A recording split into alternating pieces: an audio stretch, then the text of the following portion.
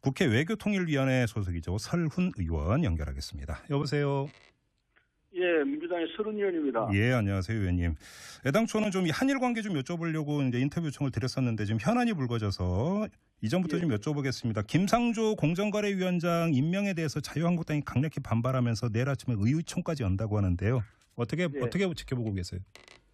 글쎄요, 참 저는 뭐 김상조 공정거래위원장에 대해서는 인사청문회를 안 했습니다만은 TV를 보고 뭐 기록을 보고 했습니다만은 그게 국민 감정하고는 전혀 다른 것 같거든요. 네. 김상조 위원장이 나서야만이 지금 우리 사회의 제일 큰 문제 중에 하나가 재벌 개혁 아닙니까? 네. 재벌이 우리 경제에 끼친 공도 있겠지만 과가 너무 크기 때문에 재벌 개혁을 해야 되는데 그 책임자가 김상조 위원장이라는 거는 다 알거든요. 네. 그래서 이런 지지를 받고 있는 처지인데, 그 인사청문을 해보니까 뭐 이런저런 흠결을 지적하지만은 그 흠결에 대해서는 다 그 성명이 된 상태이기 때문에 당연히 김상조 위원장을 인정을 하고 해야 되는데 야당이 지금 전형적인 발목 잡기를 하는 것 같아요. 안타까워요. 그래요. 자, 그러면 김상조 위원장 그 문제를 넘어서 의원님이 지금 소속된 상임위원회 외교통일위원회 아니겠습니까? 외교장관 후보자 이제 임명 문제가 이제 남아 있는데요. 조금 전에 연결했던 그 자유한국당의 정영기 의원 같은 경우는 강경화 후보자 같은 경우는 야 3당이 공히 반대하고 있는 인물이기 때문에 강경화 후보자까지 임명한다면 정말로 청문회 할 필요가 있을까라고 이렇게 반문 형식으로까지 이제 강하게 이야기를 했는데 어떻게 보세요? 글쎄, 그건 일방적인 주장일 것 같습니다. 우리가 인사청문회를 해본 결과 강경화 장관 후보자는 그 우선 도덕적 측면에서 다 설명이 됐어요. 여러 가지로 뭐 이 투기를 했다 어쨌다 이런 내용들 다 밝혀졌고 그게 과장된 얘기고 뭐 터무니없다까지는 할 수는 없는 얘기지만은 사실을 잘 모르고 한 이런 부분들이 있었기 때문에 당연히 이건 그 장관으로서 자격이 있다 이렇게 생각했고 무엇보다도 인사청문회 과정에서 능력이 있다는 걸 확실히 보여줬어요. 심지어 아주 내공이 대단하다는 생각까지 했는데. 그렇게 보셨어요? 뭐 때문에 왜냐면 잠깐만요, 왜냐면 일부 야당 의원들은 뭐 사드 문제 그 물어봤더니 5분 동안 무검으로 대답도 못하고 이렇게 했던 그러니까 능력도 의심된다 이런 식으로 주장을 하던데요. 그건 전혀 아닌 소리예요. 사드 문제는 그 쉽게 얘기할 수 있는 사안들이 아니죠. 그 중국과의 관계가 있는 조건이기 때문에. 그럼 몰라서 얘기를 안 한 게 아니라 그 발언의 신중을 기하기 위해서 언어 선택을 했다. 당연하죠. 그건 뭐 외교장관으로서 할 수 있는 얘기가 있고 또 우리 국회의원으로서 할 얘기가 국민이 할 소리가 있고 다 다를 수 있거든요. 그게 이제 중국과 미국과의 사이에 끼인 우리의 처지이기 때문에 이 문제를 어떻게 할 것이냐면 외교장관으로서는 신중해야 합니다. 그런 처지에서 그렇지 모르고 하는 건 절대 아니에요. 다 파악하고 있더라고요. 그래요? 그럴 정도였어요. 그래서 안 된다는 이유를 우리는 찾을 수가 없습니다. 그런 문제가 있냐? 아니에요. 다 성명됐어요. 능력의 문제 충분하고도 남아요. 알겠습니다. 다자외교 등등을 해서 오죽하면은 역대 외교부 장관들이 뭐 여야 막론하고 강경을 해야 한다고 주장하고 있지 않습니까? 그 문제와 관련해서 조금 전에 정영기 의원은 이게 이분들의 자발적인 그 지지 선언이냐 그게 아닐 수도 있다는 취지로 주장을 했는데요. 어떻게 받아들이세요? 아닐 수 있으면 그건 아니라는 걸 증거를 떼보라고 그랬어요. 어떻게 과거 장관했던 사람들이 주장한 건데 그게 어떻게 자발적이 아니라고 얘기를 합니까? 참 자기들 할 때와 같은 모양으로 생각하는 모양이죠. 박근혜 정부 때는 그런지 모르지만 우리는 절대 그렇게 안 합니다. 알겠습니다. 아무튼 지금 이 시점에서 강경화 외교장관 후보자에 대한 청문 경과 보고서 채택은 무망한 상황인데요. 현재까지만 놓고 본다면. 자, 그러면 그러니까 문재인 대통령이 강경화 외교장관 후보자에 대해서도 임명장을 줘야 된다. 이렇게 생각하십니까?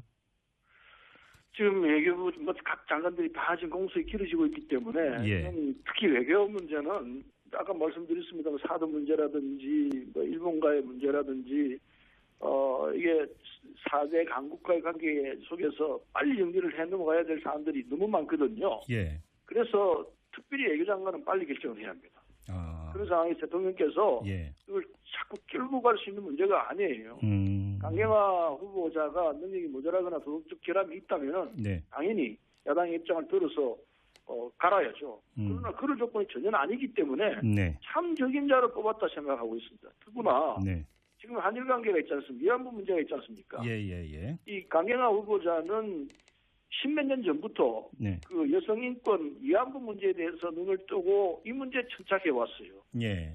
그래서 한일 간의 관계에서는 아주 책임자가 이게 아마 대통령께서 그런 걸 알고 뽑으신 것 같아요. 네. 위안부 문제는 다시 우리가 들여다봐야 되거든요. 예. 그래서 여기 가장 책임자가 강경화 후보자다 이렇게 판단하고 계셨기 때문에 네네.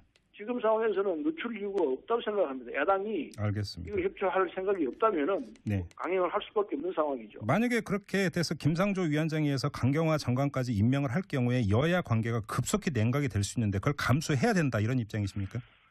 불행히도 네. 이 상황에서는 여야 관계는 그 차후 또 뭐 할 수 있는 상황이 있을 거라 생각하지만은 예. 어쨌든 이 본의 아니게 할 수밖에 없는 상황이기 때문에 네. 국정 운영을 어떻게 할 수밖에 진행할 수 없는 상황에서는 강행할 수밖에 없다고 보고 네네. 여야 관계는 또 풀 수 있는 또 상황이 있을 거라 봅니다. 알겠습니다. 지금 잠깐 이제 위안부 문제 언급을 하셨는데요. 어제 문재인 대통령이 니카이 자민당 간사장을 만난 자리에서 한일 위안부 합의는 한국 국민이 받아들이지 못하는 게 솔직한 현실이다 이렇게 아주 직설적으로 언급을 했습니다. 하지만 네. 일본의 스가 요시히데 관방장관은 위안부 합의를 착실하게 이행해야 한다. 사실상 반박성 입장을 오늘 내놨는데요.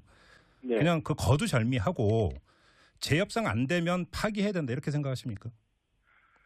이건 사실은 구두 약속이거든요. 예. 서면으로 한 게 아니고 법적 책임은 없습니다. 음흠. 우리가 못하겠다면 할 수 있는 사안이기 때문에. 네. 근데 일본이 지금 이렇게 나오는 건 착각 아닌가 하는 생각을 하고 있어요. 왜냐하면은 예. 이건 어차피 우리 국민이 절대적으로 안 받아들입니다. 무엇보다도 당사자인 위안부 할머니들이 예. 이건 못 받겠다고 했지 않습니까? 예. 동의를 안 하는데 피해자 당사자가 동의를 안 하는데 그게 어떻게 성립이 되겠습니까? 예. 그리고 뭐 정부가 아니라 누구가 하더라도 네. 피해당한 사람이 주인공인데 그 주인공이 못하겠다는데 어떻게 그걸 받아들이느냐 말입니다. 네. 착각하고 있는 거라 보는데 예. 이런 태도로서는 이 문제, 위안부 문제는 안 풀린다고 봐야죠. 당연히 이번에 그런 식으로 나오면 우리는 폐기 선언하고 나와야 합니다. 아 그렇게요. 자 그러면 그 이후 수순이 어떻게 되는 겁니까? 예를 들어서 재단이 지금 설립이 돼 있지 않습니까? 예. 그러면 그러니까 예를 들어서 이거는 내정 문제니까 재단 해체 이런 먼저 이런 조치부터 취할 수도 있는 겁니까?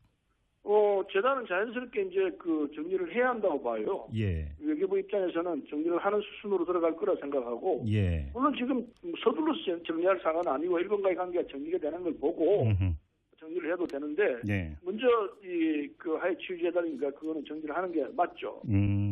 그렇게 보시는 거고요. 조금 전에 강경화 후보자가 위안부 문제를 푸는데 최적임자라고 평가를 하셨는데 어떤 점 때문에 그렇게 평가를 하시는 거예요? 우리 강경화 후보자는 사실은 국회 의장 비서관으로 있으면서 예. 이 위안부 문제를 십몇 년 전에 이미 봤어요. 예. 그리고 그게 대단히 중요하다는 걸 인식을 하고 여행 가서도 여성 인권 문제를 전착을 해갔거든요. 예. 그래서 이분 전공이 어떻게 보면 위안부 문제와 연관된 여성 인권 문제예요. 유엔에서도 사무총장 밑에 사무차장을 하면서 예. 주로 여성 인권 관계로 이 국제적인 일을 했기 때문에 네. 딱 책임자죠. 적어도 위안부 문제에 있어서는. 네. 그래서 아마 그런 걸 감안해서 대통령께서 외교부 장관으로 뽑았지 않나 생각을 하는데 예. 이 강경화 후보자는 위안부 문제와 뗄 수 없는 그런 관계를 갖고 있었어요. 그런 점에서 전문가다 이렇게 평가를 하시는 거군요. 전문가죠. 예. 아주 적임자예요. 알겠습니다. 그런데 박근혜 정권에서 이 한일 위안부 합의를 급작스레 꺼냈을 때 많은 사람들이 어떻게 분석을 했냐면 이게 미국의 압박과 종용 때문에 합의를 끌어낸 것이다 이런 분석을 했었습니다. 그리고 만약에 이런 분석이 사실이라면 이게 강경화 장관 후보자 개인의 역량이나 우리 정부의 의지만 가지고 과연 되겠느냐라고 하는 또 이런 의문이 들 수도 있거든요. 이 점은 어떻게 보세요? 네, 그런 측면이 있었던 것 같아요. 그러나 그렇다 하더라도 예. 아무리 미국이 동용한다 하더라도 제대로 안 된 협정이라면 안 해야죠. 네. 근데 미국 입장에서는 아마 동북아 정세 등등 중국과의 관계 등등을 생각해서 한국과 일본이 좋은 관계를 유지하는 게 좋겠다. 따라서 위안부 문제는 풀려야 한다. 이런 입장에서 봤는데 예. 이것도 서두른 감이 있죠. 더군다나 네. 한국 정부가 정말 졸속 처리를 했고 그리고 위안부 문제를 제대로 보지 못하고 이런 결과를 만들어낸 거죠. 예. 미국이 중간에 조정을 했다 하지만은 조정 결과는 잘못된 거고 네. 그리고 이 서로 조정하는 입장에서 하더라도 이렇게 하도록 해서는 안 되는 거죠. 네. 한국 정부가 박근혜 정부가 대단히 잘못한 협정이었다 봐야죠. 알겠습니다. 뭐 같은 듯 다른 문제인데요. 이 방한했던 니카이 도시로 자민당 간사장 특사 자격으로 방한하지 않았습니까? 근데 한국에 와서 무슨 간계를 쓰는 사람들을 이런 언급을 해서 박멸을 해야 된다는 표현까지 썼습니다. 이거 어떻게 받아들여야 되는 겁니까? 그 양반이 외교 특사로 왔다는데 아베라는 사람이 갖고 있는 우리 한국 문제통은 갖고 있는 입장이 대단히 초보수적인 입장을 갖고 있는 사람 아닙니까? 예. 그걸 일부러 한국에서 협상을 한다고 해서 이런 자세를 취하는지 모르지만은 외교적으로는 저는 볼 때 낮은 수준 아닌가 개인적으로 저급한 수준이다. 예. 그래서 그런 거는 일본에 아무런 도움이 안 되고 한일 관계에 더 안 좋은 기름만 붓는 그런 역할을 할 거라 생각합니다. 불만 더 크게 붙이는 결과만 하는 거죠. 이것은 제가 볼 때는 일본을 위해서는 안 좋고 우리 국민 입장에서는 받아들일 수가 없는 이야기죠. 그러니까요. 알겠습니다. 자, 말씀 여기까지 듣도록 하겠습니다. 고맙습니다, 의원님. 네, 감사합니다. 네, 지금까지 더불어민주당의 설훈 의원. 국회 외교통일위원회 소속이죠. 설훈 의원 연결하겠습니다. 여보세요. 예, 민주당의 설훈 의원입니다. 예, 안녕하세요, 의원님. 애당초는 좀 한일 관계 좀 여쭤보려고 이제 인터뷰 요청을 드렸었는데 지금 현안이 불거져서 이전부터 좀 여쭤보겠습니다. 김상조 공정거래위원장 임명에 대해서 자유한국당이 강력히 반발하면서 내일 아침에 의총까지 연다고 하는데요. 어떻게 지켜보고 계세요?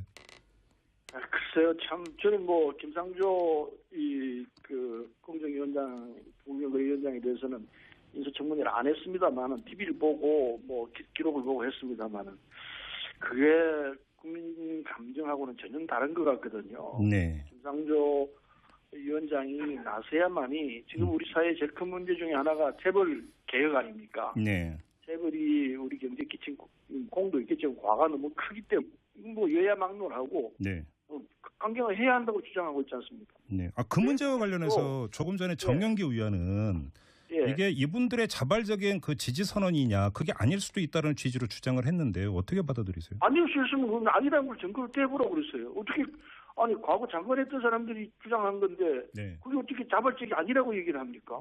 참 자기들 할 때와 같은 모양으로 생각하는 모양이죠. 박근혜 정부 때는 그런지 모르지만 우리는 절대 그렇게 안 합니다. 알겠습니다. 아무튼 지금 이 시점에서 강경화 외교장관 후보자에 대한 청문경과 보고서 채택은 무망한 상황인데요. 현재까지만 놓고 본다면. 자, 그러니까 문재인 대통령이 강경화 외교장관 후보자에 대해서도 임명장을 줘야 된다. 이렇게 생각하십니까? 지금 외교부 각 장관들이 다 지금 공석이 길어지고 있기 때문에 재벌 계획을 해야 되는데 그 적임자가 김상조 위원장이라는 거는 다 알거든요. 그래서 여론 지지를 받고 있는 처지인데 그 인사청문을 해보니까 이런저런 흠결을 지적하지만은 그 흠결에 대해서는 다 그 성명이 된 상태이기 때문에 당연히 김상조 위원장을 인정을 하고 해야 되는데 야당이 지금 전형적인 발목 잡기를 하는 것 같아요. 안타까워요. 그래요. 자, 그러면 김상조 위원장 그 문제를 넘어서 의원님이 지금 소속된 상임위원회 외교통일위원회 아니겠습니까? 외교장관 후보자 이제 임명 문제가 이제 남아 있는데요. 조금 전에 연결했던 그 자유한국당의 정영기 의원 같은 경우는 강경화 후보자 같은 경우는 야 3당이 공히 반대하고 있는 인물이기 때문에 강경화 후보자까지 임명한다면 정말로 청문회 할 필요력도 의심된다 이런 식으로 주장을 하던데요. 그건 전혀 아닌 소리예요. 사드 문제는 그 쉽게 얘기할 수 있는 사안들이 아니죠. 그 중국과의 관계가 있는 조건이기 때문에. 그럼 몰라서 얘기를 안 한 게 아니라 그 발언의 신중을 기하기 위해서 언어 선택을 했다. 당연하죠. 그건 외교장관으로서 할 수 있는 얘기가 있고 또 우리 국회의원으로서 할 얘기가 국민이 할 소리가 있고 다 다를 수 있거든요. 그게 이제 중국과 미국과의 사이에 끼인 우리의 처지이기 때문에 이 문제를 어떻게 할 것이냐는 건 외교장관으로서는 신중해야 합니다. 그런 처지에서 그렇지 모르고 하는 건 절대 아니에요. 다 파악하고 있더라고요. 그래요? 그럴 정도였어요. 그래서 안 된다는 이유를 우리는 찾을 수가 없습니다. 어떤 문제가 있냐? 아니에요. 다 성명됐어요. 능력의 문제 충분하고도 남아요. 알겠습니다. 그리고 다자외교 등등을 해서 오죽하면은 역대 외교부 장관들이 있을까라고 이렇게 반문 형식으로까지 이제 강하게 이야기를 했는데 어떻게 보세요? 글쎄, 그건 일방적인 주장일 것 같습니다. 우리가 인사청문을 해본 결과 강경화 장관 후보자는 우선 도덕적 측면에서 다 성명이 됐어요. 사실은 뭐 이 투기를 했다 어쨌다 이런 내용들 다 밝혀졌고 그게 과장된 얘기고 뭐 터무니없다까지는 할 수는 없는 얘기지만은 사실을 잘 모르고 한 이런 부분들이 있었기 때문에 예. 당연히 이건 그 장관으로 자격이 있다 이렇게 생각했고 무엇보다도 인사청문회 과정에서 능력이 있다는 걸 확실히 보여줬어요. 좀 심지어 아주 내공이 대단하다는 생각까지 했는데. 그렇게 보셨어요? 뭐 때문에 예. 왜냐면 잠깐만요, 왜냐면 일부 야당 의원들은 뭐 사드 문제 물어봤더니 5분 동안 무음으로 대답도 못하고 이렇게 했던 그러니까